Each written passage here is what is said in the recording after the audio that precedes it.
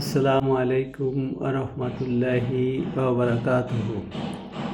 সম্মানিত দর্শক শ্রোতা, আজ 9 ডিসেম্বর 2025, 24 আগ্রহণ 1432 বঙ্গাব্দ এবং 17 জমাদুস সানি 1447 হিজরি।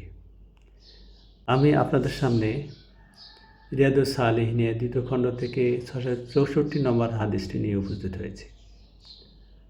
হযরত ইবনে ওমর রাদিয়াল্লাহু আনহু থেকে বর্ণিত, নবী করিম সাল্লাল্লাহু আলাইহি ওয়াসাল্লাম ইরশাদ করেছেন, প্রত্যেক মুসলমানের উপর শাসকের বা নেতার কথা শোনা ও আনুগত্য করা অবশ্য কর্তব্য, তা তার পছন্দ হোক বা না হোক।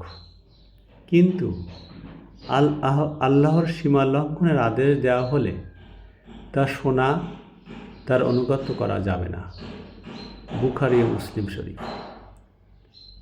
মহান রাব্বুল আলামিন আমাদেরকে এই হাদিস অনুসারে আমল করার তৌফিক দান করুন।